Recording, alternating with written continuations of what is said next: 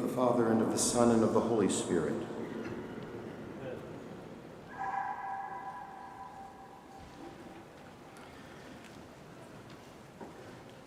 There was a woman who used to come to the weekday Eucharist who prayed every single time she was here for the happy repose of the soul of her dead cat. But then one day on the way out, she asked me if I believed that cats even have immortal souls. And that day I learned an important life lesson. Honesty is not always the best policy. So I told her that as far as I could remember, theologians have tended to say that only human beings have immortal souls.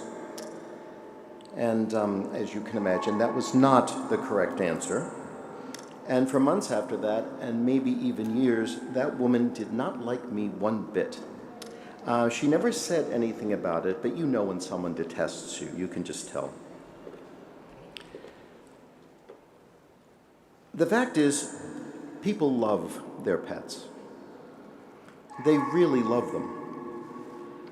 And maybe that's different than the way people love other people, but maybe it's not different. One thing is undeniable. The love people have for their companion animals, even if it is different, is no less real than the love they have for one another. And people know that their pets love them. And maybe that love is different than human love. Of course, it's different than human love. But the love of a pet for its human companion is real love. Most of us intuit that our relationships with the people we love cannot be destroyed even by death. That's the faith of the Church, that our relationships, our human relationships, are not destroyed by death. That we have immortal souls, that our lives and our relationships are not destroyed by death. And many people who have loved and been loved by non-human animals intuit the same thing about those relationships. That even death cannot destroy the relationship between two creatures beloved of one another, whether they are human or not. In this room right now, if you hadn't noticed, there are all kinds of pets. All kinds. I'm not quite sure how the reptile pets in the room love and are loved, but the people who love them swear it's true, that they love their iguanas and their iguanas love them back. Maybe what's easier to grasp is canine love, love between people and their dogs. When people say that their dogs love them, I know exactly what they mean. There's a selfless devotion that dogs seem to have for their human companions that is so close to human love that it's not much of a stretch to say it is genuine love. I've heard people say that what is so striking, what is so heartbreakingly beautiful about a dog's love is that it's unconditional. That no matter what you do to your dog, it will never stop loving you. It may become afraid of you. It may become defensive and self-protective around you. But no matter what you do, your dog's love for you will not flag, no matter what.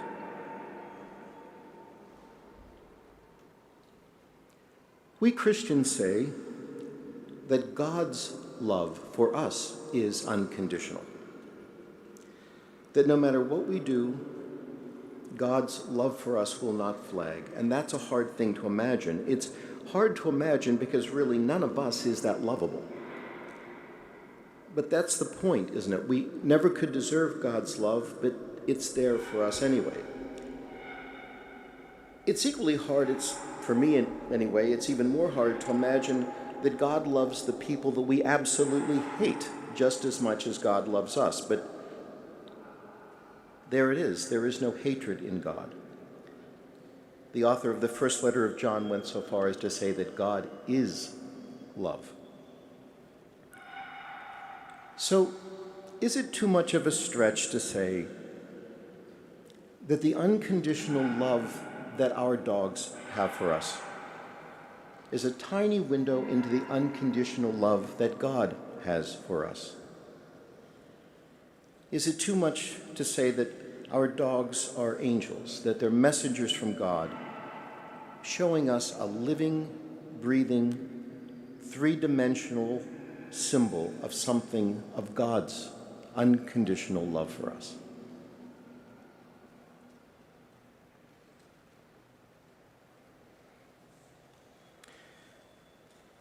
After communion today, the great bronze doors back there will open, and a procession of animals will come among us.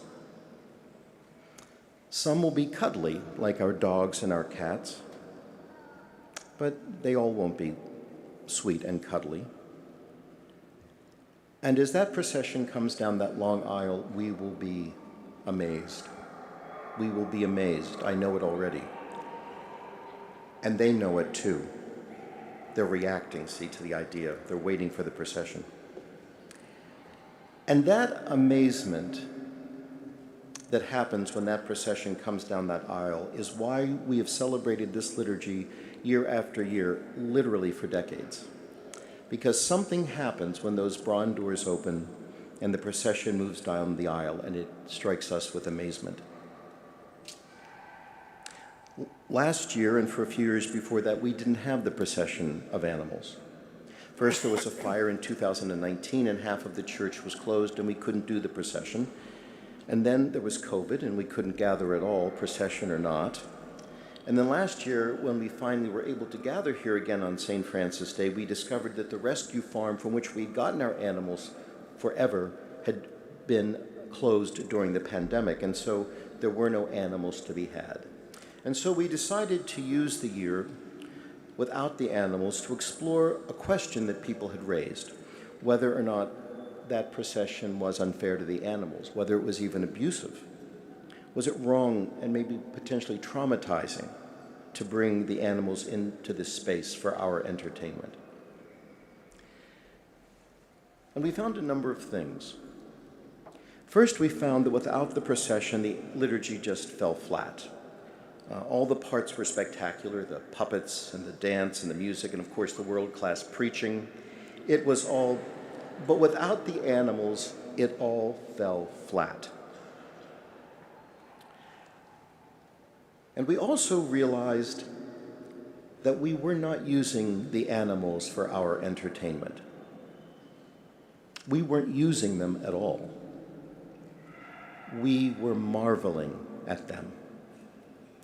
We were letting our hearts be moved by them, moved to wonder and love, but also to fear and terror. And that marveling is the key to why we're here today.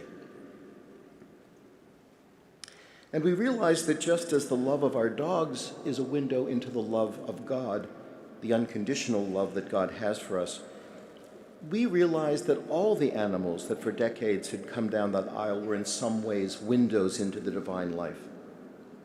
Because God is love, but God is not tame. The tradition is full of stories of people sensing the presence of God, and so far from it being sweet and cozy, it was fiery and terrifying. So the unconditional love of our dogs gives us a glimpse of the unconditional love of God. But the raw power of a python is also a window into the divine life, a window of the unfathomable, wild, anything but tame power of God. And it is amazing.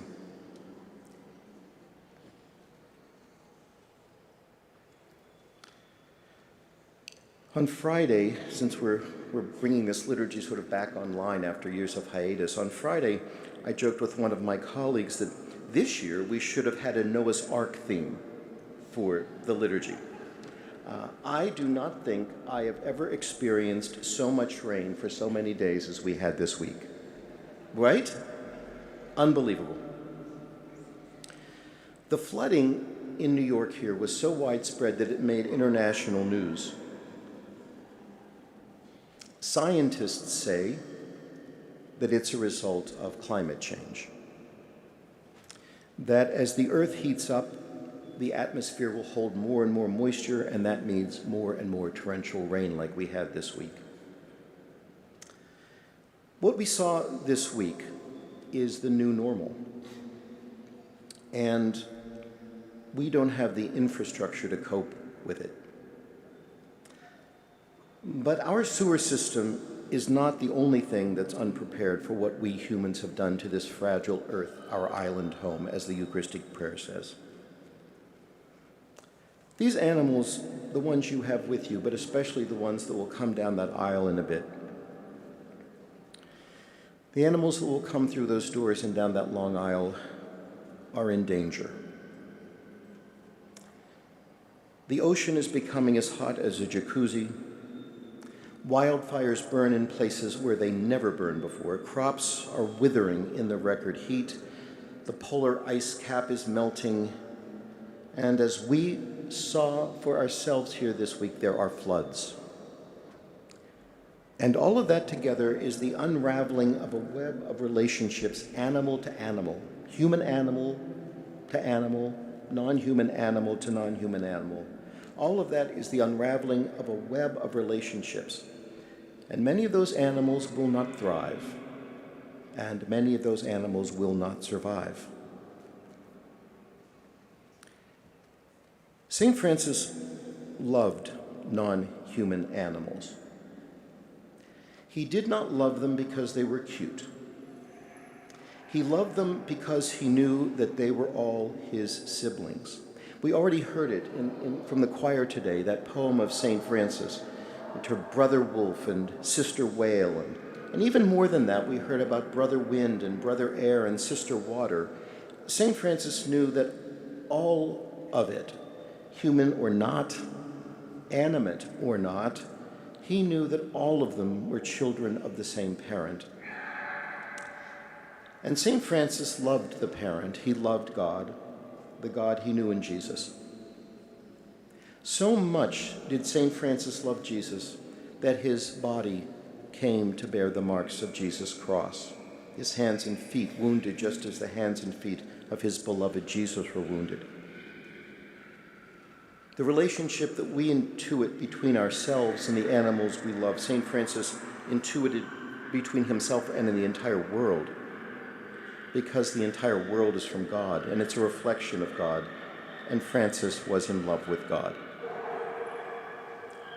Even when dogs bark, St. Francis was in love with God.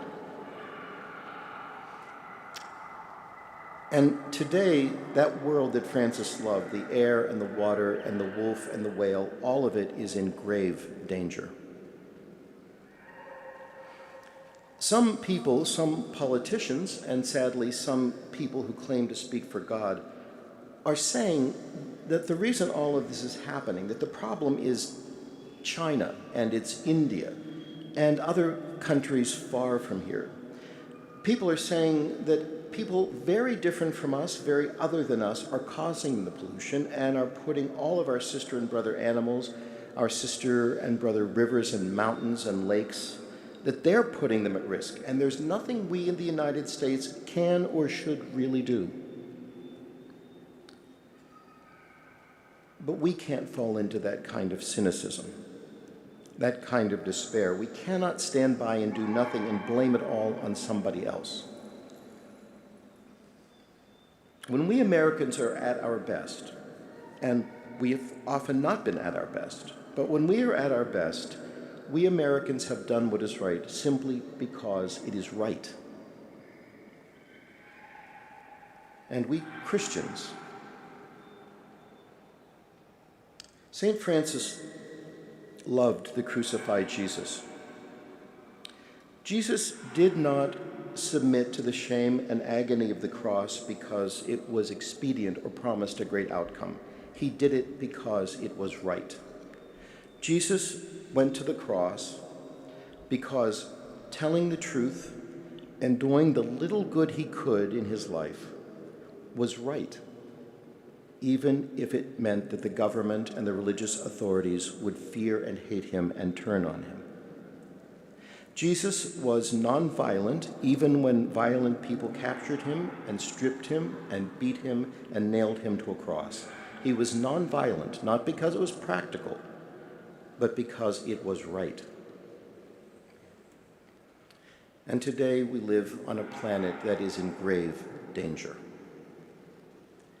And the little we can do is just that. It is little. It is very little. But if a little is all we can do, then as children of the one Father, as siblings of Jesus the Christ, we must do the little we can do. Despair is not a Christian value. Cynicism is not a Christian value, but hope is. Hope is a Christian value. And so we must have hope that things will turn around even if we do not know how. And that hope will keep us from giving up. It will keep us doing the little that we can do for the sake of this planet and for the sake of every living thing, even if it's very little that we can do.